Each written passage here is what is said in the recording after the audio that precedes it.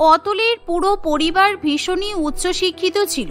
অতুলের মা পেশায় ডাক্তার, অতুলের বাবা প্রফেসর, তার বোন উকিল এবং তার দাদা একটা কোম্পানির সিইও ছিল।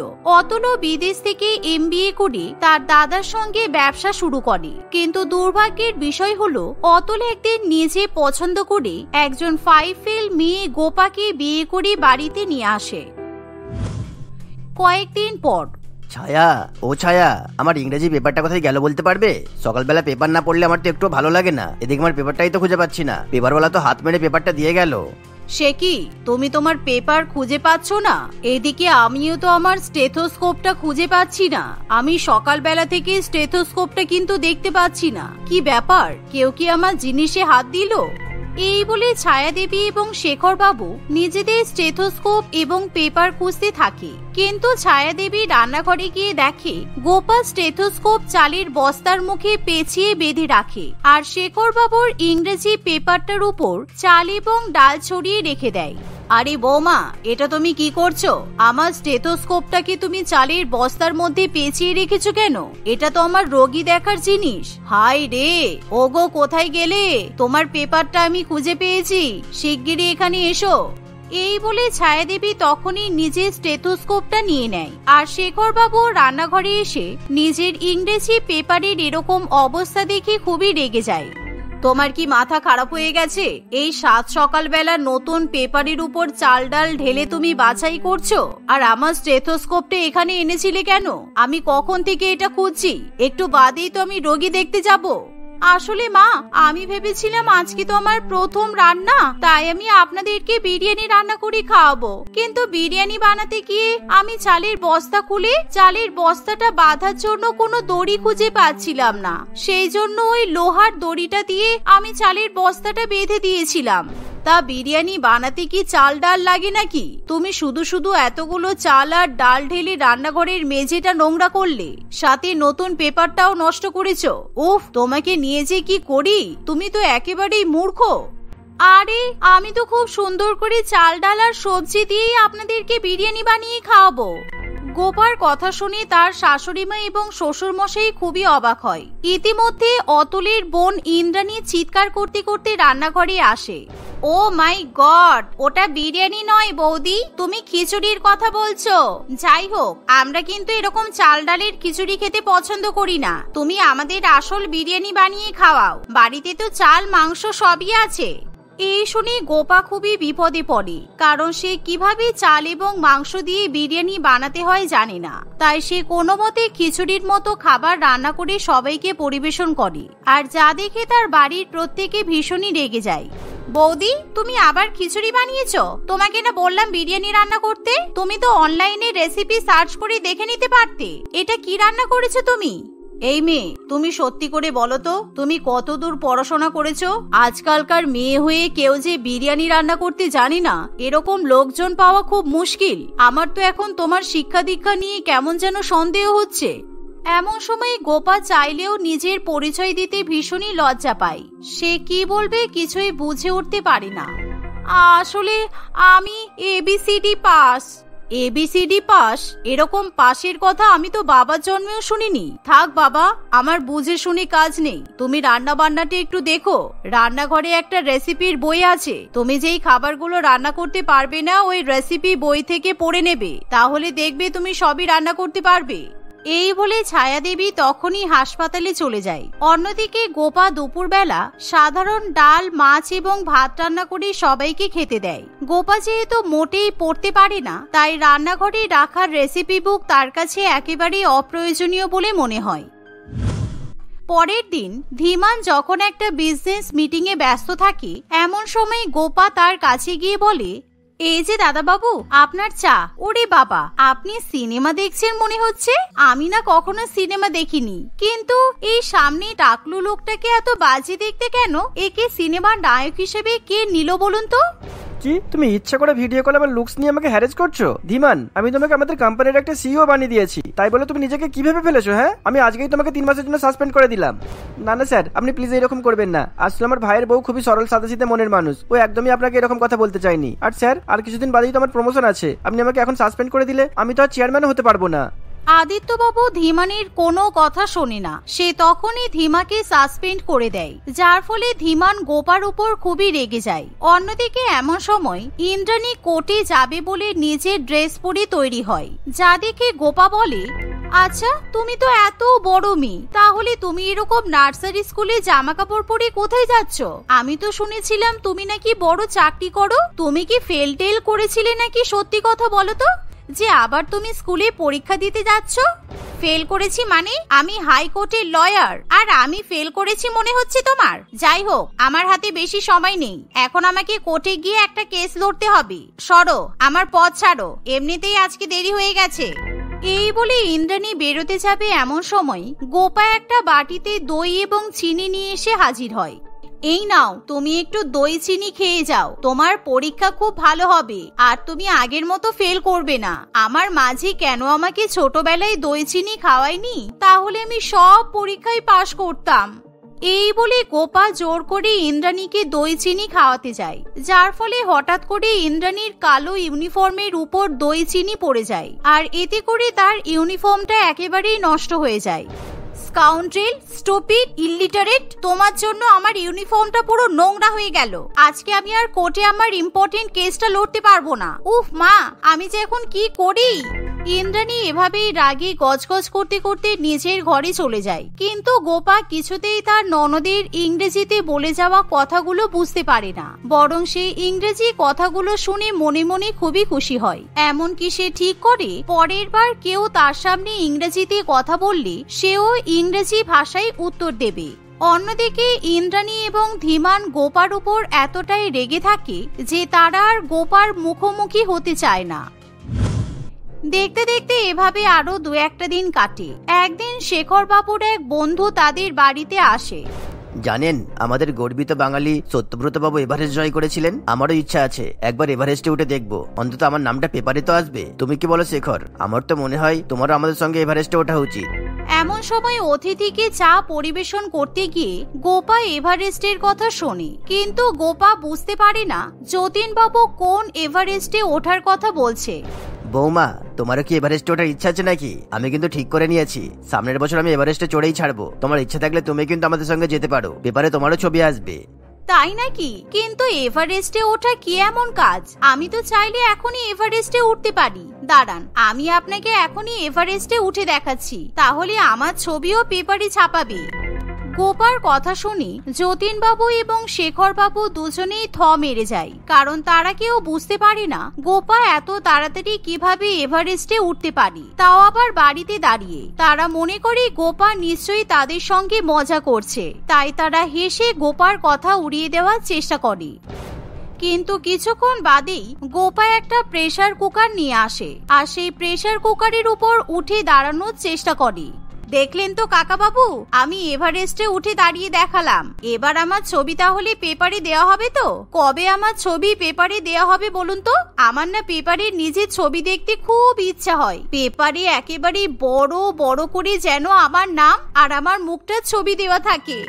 গোপার কথা শুনে যতীন বাবু হাসবে নাকি কাঁদবে বুঝে উঠতে পারে না। তবে শেখর বাবু নিজের বন্ধুর সামনে খুবই লজ্জিত বোধ করে। অন্যদিকে যতীন বাবু গোপার কথা শুনে হাসতে হাসতে সেখান থেকে চলে যায়। কিন্তু গোপা ব্যাপারটা কিছুতেই বুঝে উঠতে পারে না। আসলে গোপা এভারেস্ট বলতে এভারেস্ট ব্র্যান্ডের প্রেসার কুকারকেই বোঝে, তাই সে আজকে এরকম একটা কাণ্ড ঘটিয়ে বসে। অন্যদিকে গোপার পরিবার বুঝে নেয় যে গোপার মধ্যে হয়তো কোনো মানসিক সমস্যা আছে। দেখতে দেখতে এভাবে আরো 2-1 দিন কাটে। একদিন ছায়াদেবীর এক বিদেশি পেশেন্ট মার্গারেট ছায়াদেবীর বাড়িতে আসে। এই দেখো বৌমা, ইনি আমার বিদেশি পেশেন্ট। আমি ওনার সঙ্গে বিদেশে একটা ক্লিনিক খোলার প্ল্যান করছি। দেখো, আমার পেশেন্টের সামনে আবার ভুলভাল কিছু আচরণ করে ফেলো না। তোমার জন্য এমনিই আমাদের নাক কান কাটা যাচ্ছে। তোমার জন্য আমার ছেলের চাকরিটাও 3 মাসের জন্য চলে গেছে। Hi my dear, how are you? Scoundrel, stupid, illiterate. গোপার কথা শুনে মার্গারেট সঙ্গে সঙ্গে সোফা ছেড়ে উঠে দাঁড়ায়, কারণ সে নিজের অপমান কিছুতেই সহ্য করতে পারে না। What? How dare you call me illiterate bitch? Chhaya, why you brought me here? যাতে তুমি আমাকে ইনসাল্ট করতে পারো? হ্যাঁ, না না Margaret, I am so sorry. আসলে আমি এরকম কিছুই বলতে চাইনি। আমার বৌমা না বুঝেই আপনাকে ভুলভাল কথা বলেছে। আপনি প্লিজ শান্ত হন। মার্গারেট কোনো কথা শোনে না। সে তখনই সেখান থেকে চলে যায়, যার ফলে ছায়াদেবীর আর বিদেশে কোনো ক্লিনিক খোলা হয় না। এই অতুল, আমি অনেক সহ্য করেছি, আর নয়। তোর বউকে নিয়ে এখনই এখান থেকে বেরিয়ে যা। এরকম মূর্খ মেয়ে ছেলে আমাদের লাগবে না। আমাদের কাজের লোকও এই মেয়ের থেকে অনেক বেশি বুদ্ধিমান। মা, আমাকে ক্ষমা করে দিন। আমি আর কখনো এরকম মূর্খামি করব না। আমি বুঝতে পেরেছি আমার জন্য আপনাদের মান সম্মান হারিয়ে গেছে, কিন্তু দয়া করে আমার স্বামীর থেকে আমাকে আলাদা হতে বলবেন না। আমি আপনাদের সবাইকে নিয়ে একসঙ্গে সংসার করতে চাই।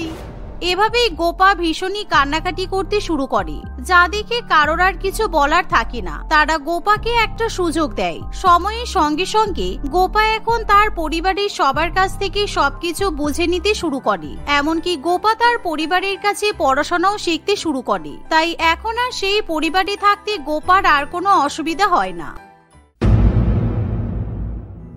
দীপিকা ও দেবস্মিতা দুই বোন ছিল। তারা তাদের ধনী বাবা মায়ের সঙ্গে চিতপুর নামক এক গ্রামে বাস করত। মদন বাবু বিশাল বিশাল সম্পত্তির মালিক ছিল, তাই তাদের জীবনে কোনো রকমের দুঃখ কষ্ট ছিল না। দীপিকা ছোটবেলা থেকেই পড়াশোনায় খুবই ভালো ছিল।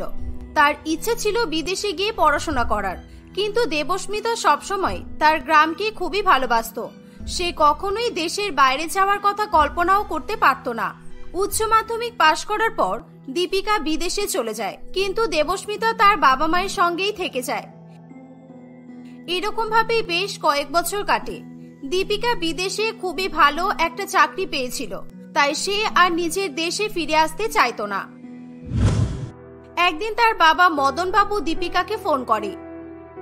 হ্যালো মা দীপিকা, কত বছর হয়ে গেল তোকে দেখিনি। তুই এবার দেশে ফিরে আয় মা। তোর কি একবার বাবা মায়ের কথা মনে পড়ে না? হ্যাঁ ড্যাডি, মনে পড়বে না কেন? তাই জন্যই তো তোমার কলটা রিসিভ করলাম। না হলে আমি যদি ব্যস্ত থাকি তাহলে আমি কারো কলও রিসিভ করি না। আর দেশে ফিরে কি করব ড্যাডি? আমার আর ওই অজপাড়াগায় যাওয়ার ইচ্ছা করে না। আমি এখানে খুব সুন্দরভাবে আমার লাইফটাকে লিড করছি। এরকম বললে কিভাবে হবে রে মা? তুই একা একা বিদেশে কতদিন থাকবি? যতই হোক তুই তো একটা মেয়ে, তোর তো একটা জীবন সাথী দরকার। তুই দেশে ফিরে আয় মা। আমরা তোর জন্য একটা খুব ভালো ছেলে দেখেছি। তুই বিয়েটা আগে কর, তারপর যেটা তোর ভালো লাগে তাই করিস। তোমার কি মাথা খারাপ হয়ে গেছে ড্যাডি? আমি মেয়ে, তাতে কি হয়েছে? বিদেশে ছেলে মেয়েদের মধ্যে কোনো পার্থক্য করা হয় না। এই জন্যই তো বিদেশটাকে আমার এত ভালো লাগে। আর আমার এখন বিয়ে করার কোনো ইচ্ছা নেই। সুতরাং বারবার ফোন করে আমাকে একই কথা বলবে না। বাই, আমি বিজি আছি।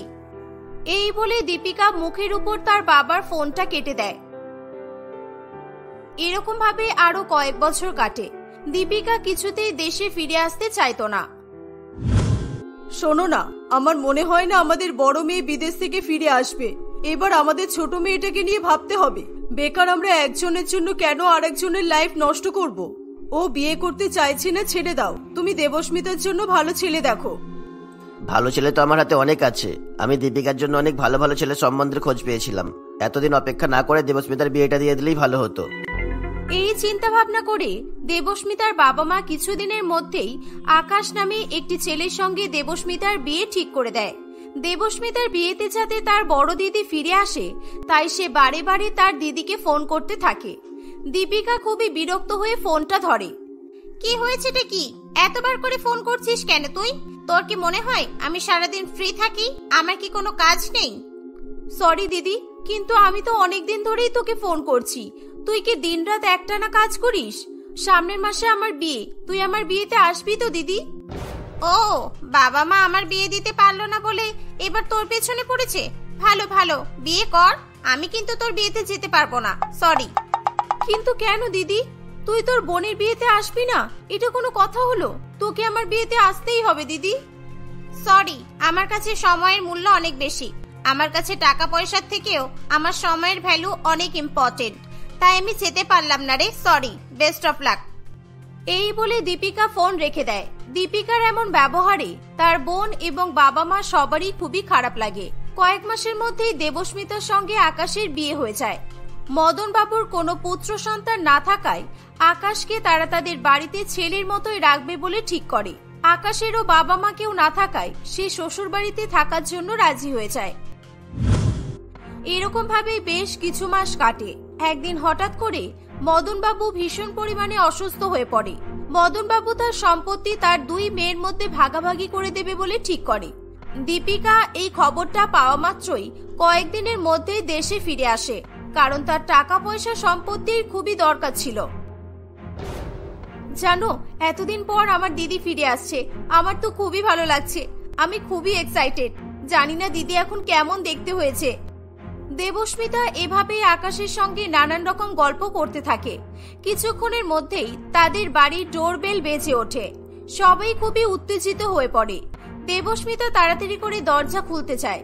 দরজা খুলে দেবস্মিতাকে দেখতে পায়। কি রে, কেমন আছিস? তুই তো দেখতে একদম কাকিমাদের মতো হয়ে গেছিস বিয়ের পর।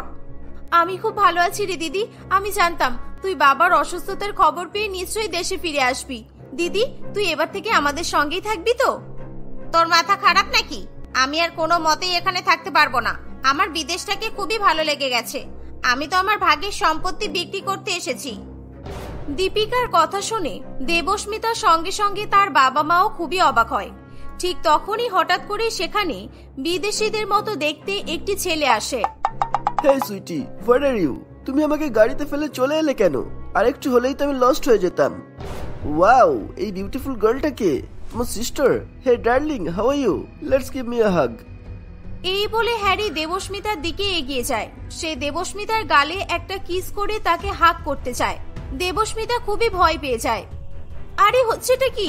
আপনি এভাবে আমার গালে কিস দিলেন কেন? আর আপনি কি করছেন এটা? সরুন, আপনার সাহস তো কম নয়।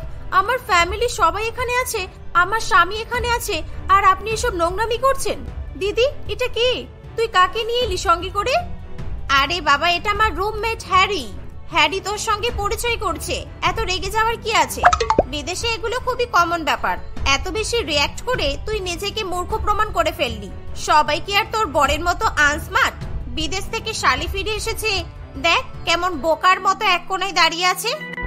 আচ্ছা দীপিকা, তুই যে বললি এই ছেলেটা তোর রুমমেট, এর মানেটা কি? আমরা কিন্তু বুঝলাম না। তোমরা কি রুমমেট মানেও বোঝো না? এবার তোমাদেরকে রুমমেটের অর্থ বোঝাতে হবে। হ্যারি আর আমি একই সঙ্গে একই রুমে থাকি। আমরা দুজনে লিভ টুগেদার করি। এবার এটা শুনে তোমরা আকাশ থেকে পড়ো না যেন। এটা বিদেশে খুবই কমন ব্যাপার।